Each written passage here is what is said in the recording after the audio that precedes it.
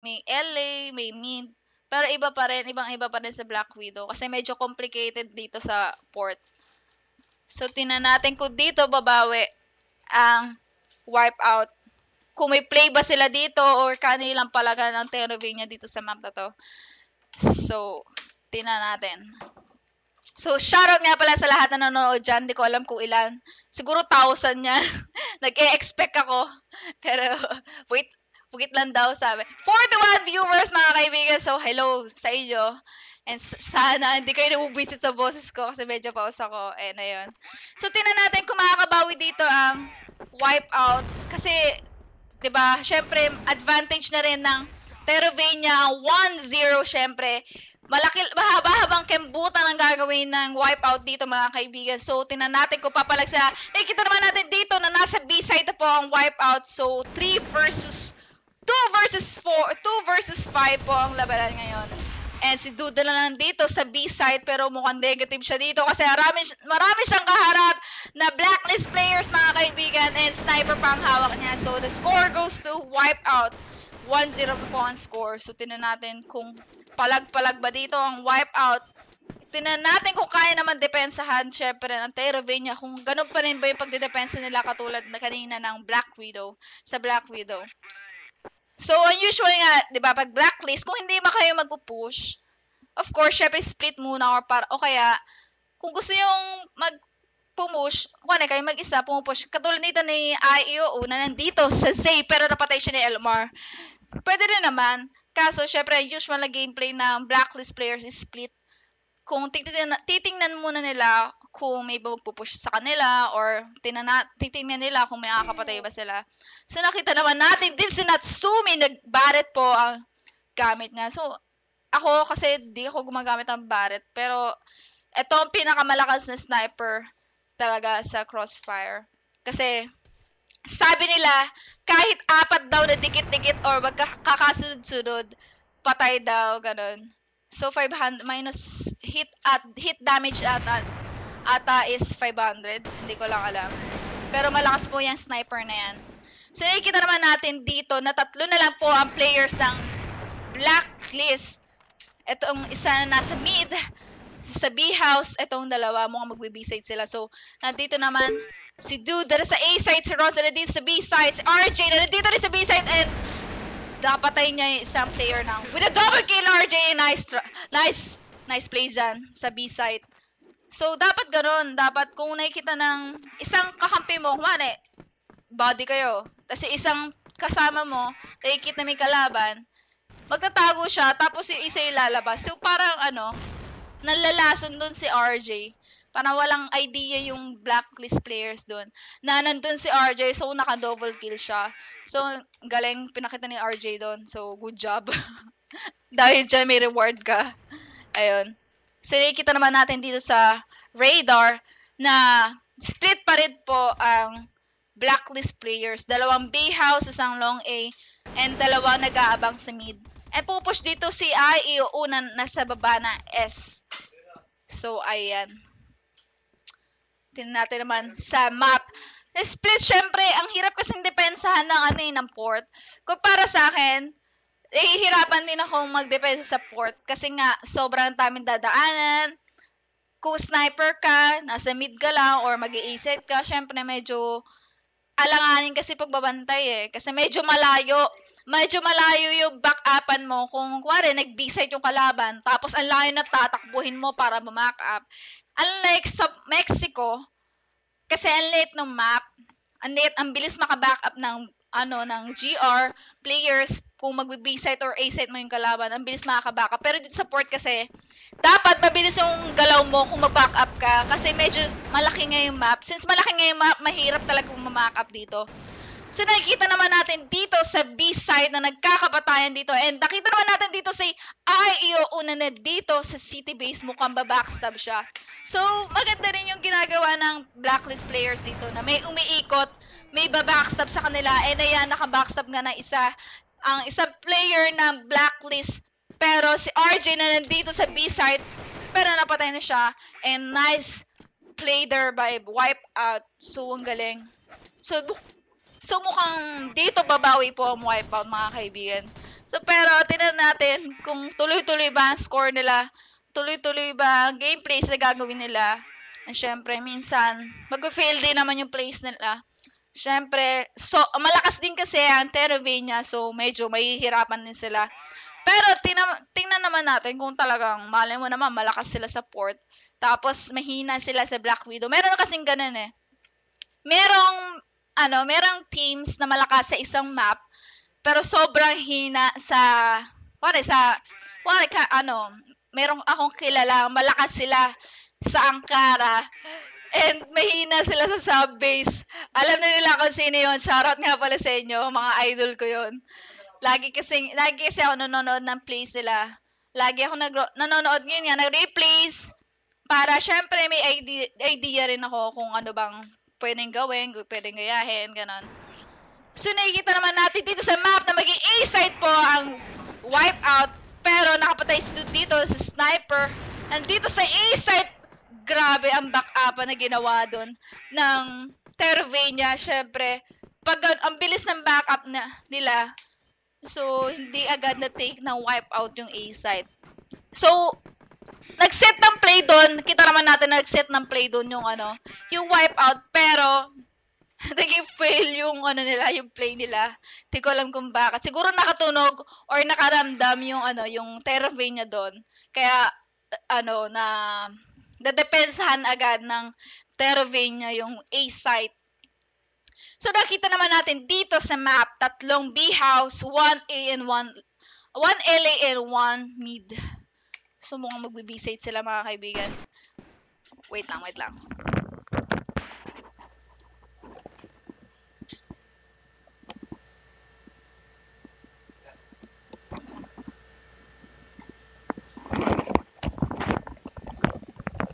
Ayun, I'm back. Water break lang. Ayun. So, nakita naman natin dito sa map na dalawa na lang na nasa B-house kasi napatay ni Elmar RJ yung nasa B-house. So, nakatunog na rin po ang Terravania na dito sa B-site. Nakatunog po yung Terravania na mag-B-site yung blacklist eh. Kasi, nakapatay si RJ. Syempre, pag may nakita ka kalaban doon, tapos, may nakita ka pa, syempre hindi mo naman mapapatay lahat din eh, nasa B-house. Unless, dalawa kayo or mag-isa ka, hindi mo mapapatay lahat ng blacklist players na nasa B-house. So, i-report mo na lang kung nakita mong marami yung tao sa B-house. Para at least, ma-aware yung kampi mo na nasa B-site yung mga kalaban, diba? So, nakita naman natin dito na pinasok o pinush ng blacklist players ang B-site, mga kaibigan. So, 3 versus 5 po. 1 versus 5 na lang po natitira ngayon. And tinan natin dito si Dude with the sniper na nandito sa Zaper na napatay siya ng wipeout. So, medyo dikit po ang laban ngayon, mga kaibigan. So, medyo palag-palag po ang wipeout. Unlike kanina, natambakan masyado yung wipeout kanina. Medyo nahihirapan sila mag-play sa Black Widow kasi sobrang galing ata ng Terravania sa Black Widow. Kasi ang Black Widow kasi, sa ginagamit yung map na yon sa mga bet games. Basta masyadong gamit yung map na yan Black Widow. So, siguro, kaya sobrang galing ng Terravania doon. So, lagi siguro sila nakikipag-bet game. And laging Black Widow yung map na nila. Or depende pa rin. Or talagang magaling lang talaga sila mag-play. Ayun. So, nakikita naman natin dito sa map na nag-back po ang blacklist players na nandito sa B-house kasi nga parang nakaramdam yung Terravania na marami sila sa B-site. And ayun, si Duda nandito sa A-site, siya lang mag-isa, and bumack up agad yung tatlo or yung ibang global race players na nandito sa B-site kasi nakaramdam sila eh.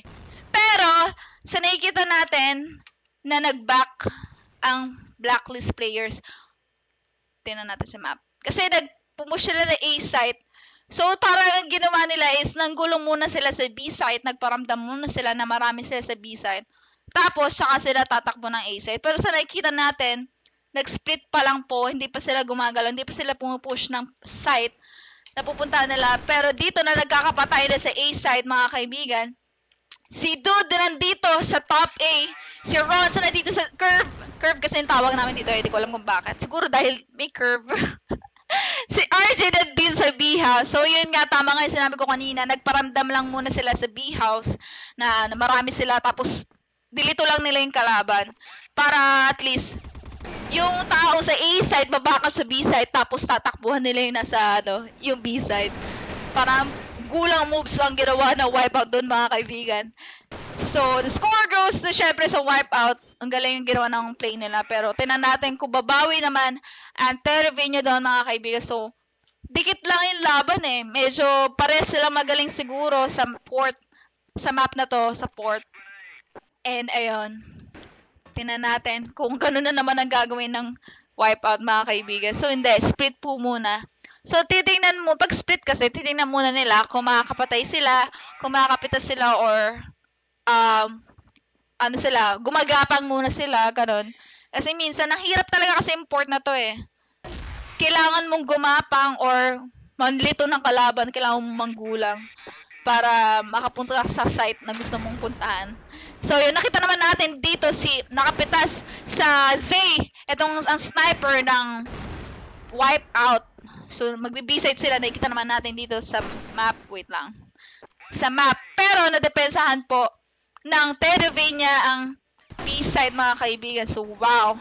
Ang galing ng sniper ng wipeout dito, mga kaibigan. Si Dudes na nandito with the sniper nandito sa curve, mga kaibigan. Si Ronson nandito sa B-side. Si Elmar na nandito sa city base.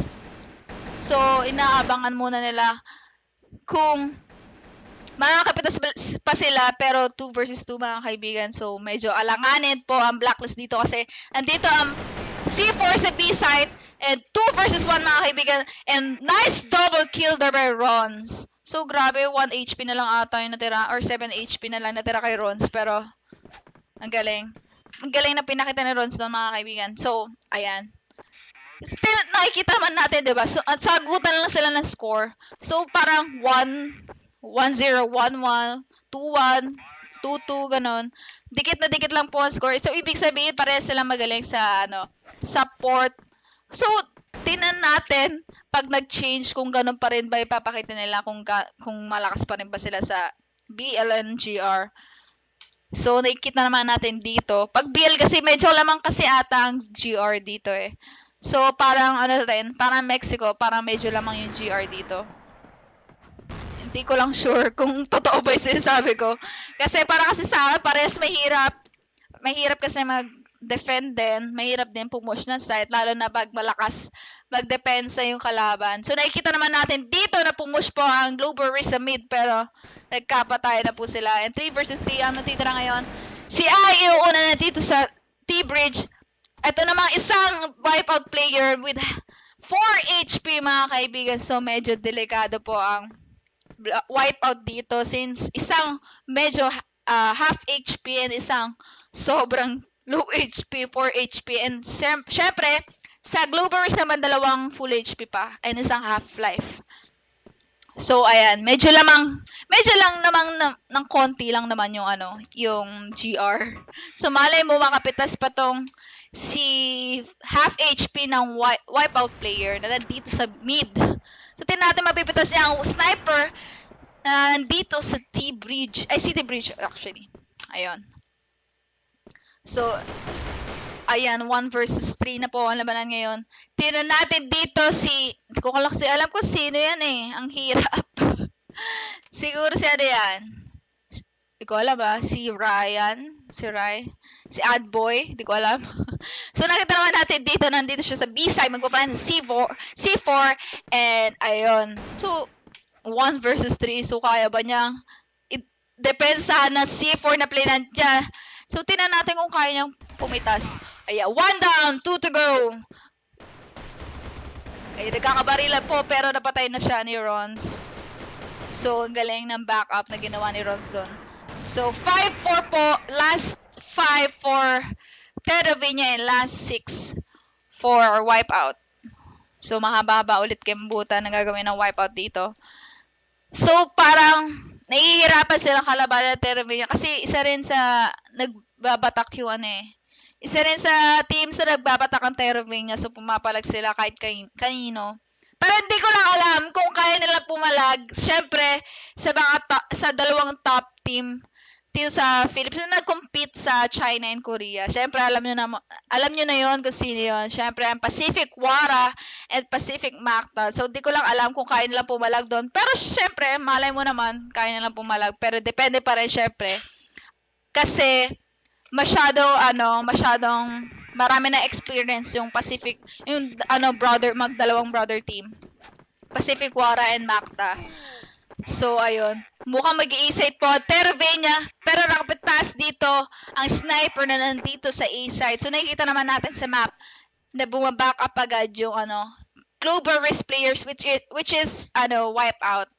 So, tingnan natin kung makakabawi dito ang ang Terravenia. Pero si RG na lang po na natitira na dito sa A-side. Pero mukhang delikado na siya kasi low HP na siya. And ayun, napunta na nga ang score sa wipeout which is 5-5 na po ang score. So, medyo sagutan talaga eh. Sagutan na lang po ang scoring nila. So, palag po ang wipeout dito. So, ayun. So, tingnan natin kung magpapatuloy or magiging 1-1 ang score. Kasi, 1 na kasi ang score ng Terravenia. So, nanalo sila sa Black Widow. So, tingnan natin kung kaya nila pumalag. Dito naman, sa port, isa din sa malaking map. Gusto ko Mexico eh, kasi pagka lumabas ka, bakbakan agad.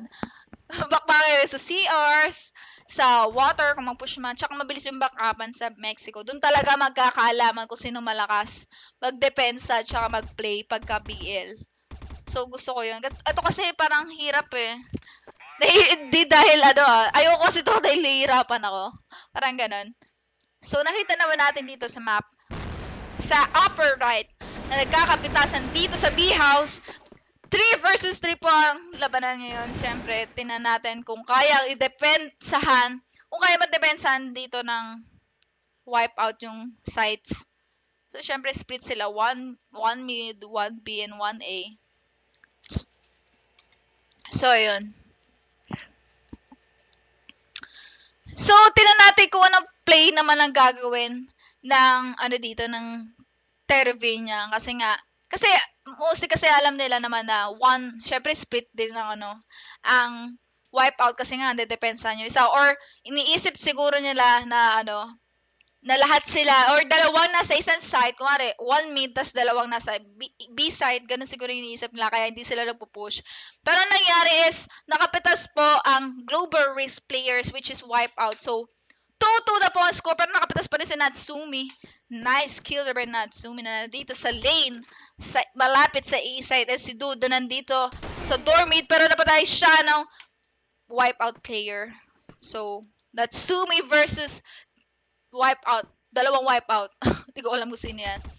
So, tinan natin, backstab dito. Nice kill there by Natsumi pero 6 HP na lang po, konting tapilok or konting kurot lang sa chan nito. Patay na eh. Pero mukhang tumakbo siya sa A-side. So, kung alam mo na sa B-side yung kalaban, tumakbo ka na sa A-side para, kasi low HP ka na eh, diba? Para at least, nabuhay ka pa kahit paano. Para na-save mo pa yung buhay mo kahit ilang minuto o ilang segundo lang.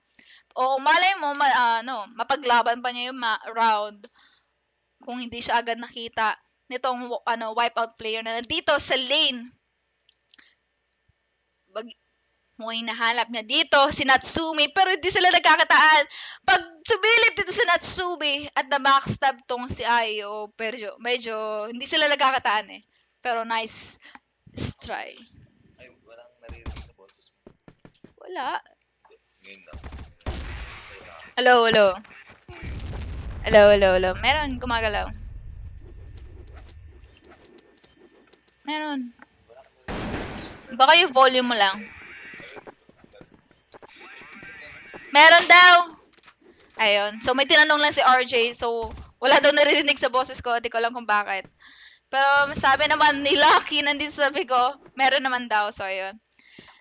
The score goes to, saan ba napunta score? Sa Global Race, which is ang, wipeout. Ay, hindi. Blacklist.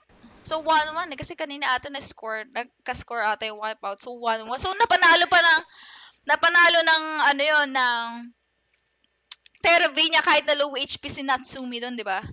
So, depende pa rin talaga sa player na natira kung malakas talagang manggulang, kung malakas talagang dumepensa.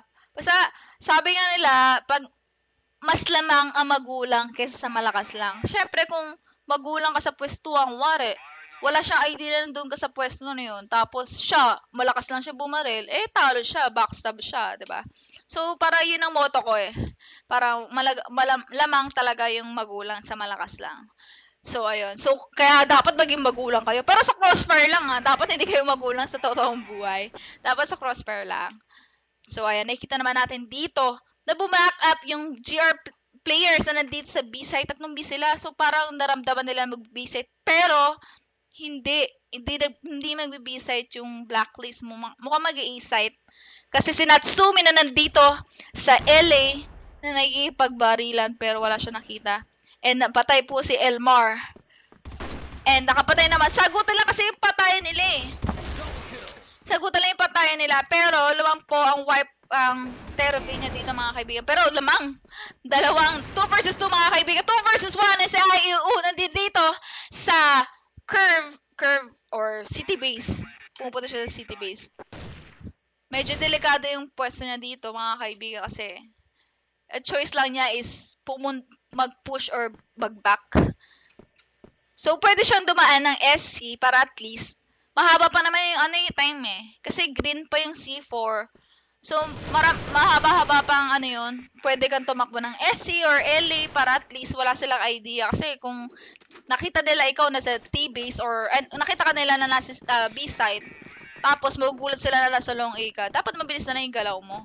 Para at least gulang ka. And syempre, dapat kung makakita ka ng kalaban, dapat mapatay mo agad para hindi ka nila pagtulungan. Para hindi sila mag-back upan na papatayin ka. Parang gano'n.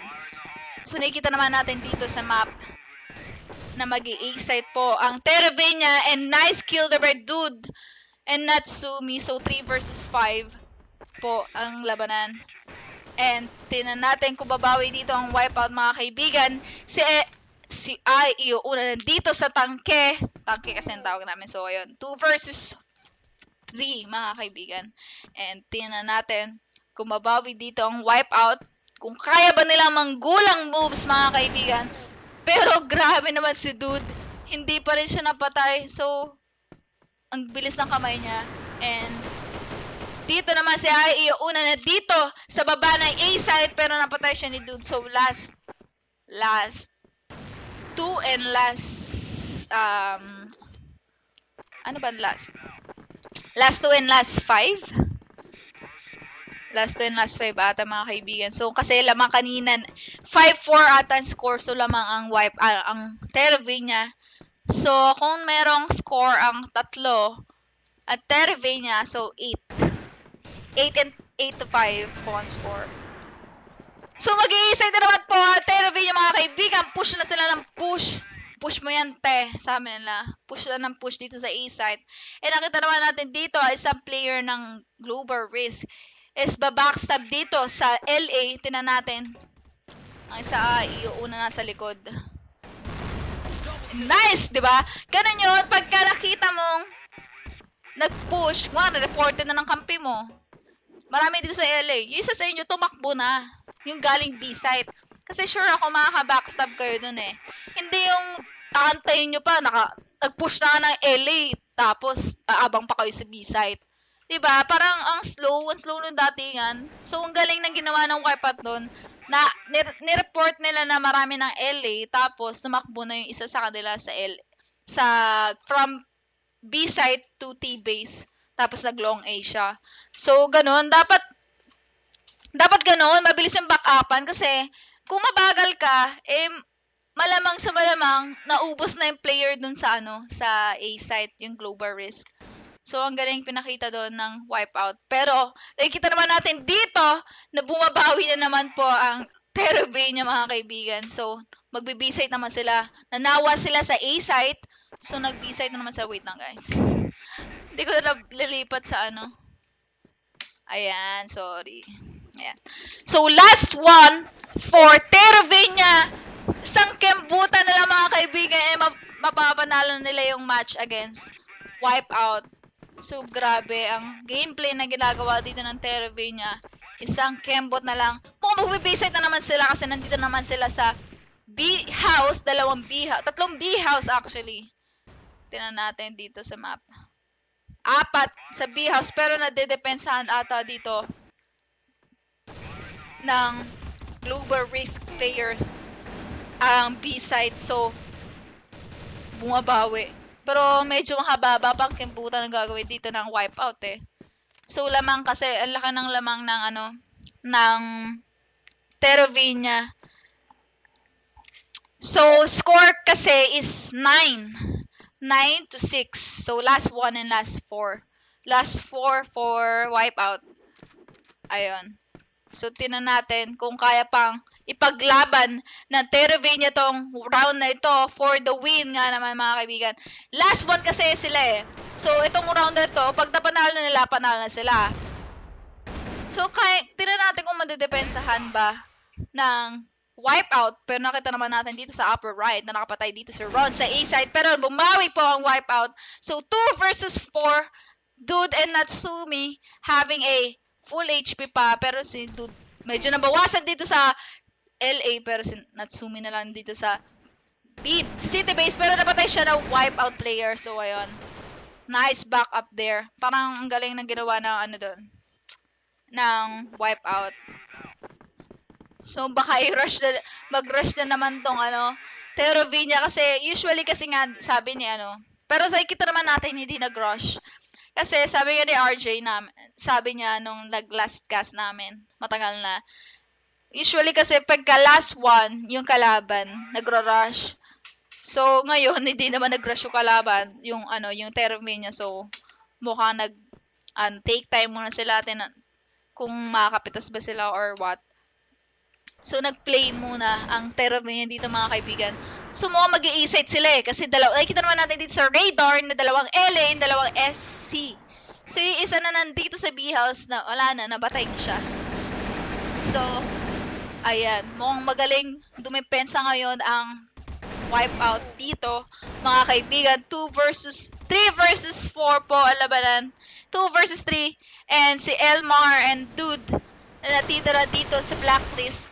And Dude na lang po natitira dito sa LA. Tinan natin kung kaya pa napitasin dalawang Global Risk pero hindi na pala. So, sagutan na naman ang score. So, last 2 and last 1 mga kaibigan. So, parang gustong pakita ng wipeout dito na babawi sila. Pero, syempre, sana, makabawi sila kasi dalawa pa eh. So, lamang pa. Kung idikit na lang nila or sana ipanalo nila, ganon. Para at least 1-1 yung score nila. So, may one map pa para so, mga dead round to kasi may lumabas na isang player ng Terravania. And, ayun, one dead round. Ayan. So, atayin natin matapos ng round na to kasi dead round naman eh. So, yan. Shoutout nga pala ulit sa mga nanonood. And ako nga pala si Jem ng Crystal. And binabating ko nga pala lahat ng friends ko dyan sa Nabotas. Kasama ng ate ko. Si Cute Mo ko. Dati IGN ko Cute Mo din eh. Cute Mo Jem naman. Pero masyado na JJ yun kaya pinalitan ko na. So, ayan. Yung magpa-birthday nga pala bukas, si Liko. Advance happy birthday po. Ayun. So, game na to. Last one for Terravania. Mukhang magpupush sila dito sa A-side mga kaibigan. Pero, nagkakapatayan dito sa A-side. 4 versus 4 mga kaibigan. A-side po ang pinuntahan ng Terravania. So, mukhang may hirapan dito ang wipeout na depensahan na yung A-side kasi pasok na po yung A-side. And 3 versus 4 po. And 2 versus 4 na lang po natitira. So, last one na lang talaga dito para sa Terravania. So, kaya pa kayang depensahan or kaya pa kaya i-retake ng Global Risk players or ng wipeout ang A-site. So, medyo delikado kasi nakapwesto na yung Terravania eh. Kanya-kanya silang pwesto. And, ayan, mukhang talo na nga ang wipeout. So, congratulations po sa Terravania. 2-0 po ang naging score. So, ayun. Better luck next time, wipeout. So, ayan. Hindi ko alam kung tapos na ba. Parang ayaw pa nila lumabas. Tapos na ba or hindi pa? May lumabas kasing isa eh. So, baka tapos na. So, 2-0 na ata. Or may last one pa. 2-0 na nga lumabas na kasi. So, congratulations again sa Terravania. Ang galing. Ang galing na pinakita ng Terravania doon. Kasi first time ko sila makita mag-play. First time ko sila nakita mag-tournament ngayon lang. Kasi nakakasama ko rin yung ibang players nila sa sa shop na pinaglalaroan ko. So, ayun. Malakas naman talaga. Mapapub game man or tournaments, malakas talaga ang Terravania, malakas din naman ang wipeout. Kaso, medyo konting practice pa. Konting plays pa. Parang gano'n. Konting backtack pa sa tutok. Para, at least, para sa next na match nila against Terravania ay makabawi sila. Ayun. So, ayaw pa nila lumabas. So, ayun. Wait, nawala ang CF. Ayan. Bakit ayaw pa nila lumabas? Siguro, tinatapos na lang. So, last one na lang. And, matatapos na sila. Hintayin muna natin sila mag-enjoy. So, di ko alam kung may next match pa ang wipeout. Sure ako may next match pa, Di ko alam kung sino next match dito. Siguro Execration versus Macta Reborn GT ata. Ayun. So, alam naman natin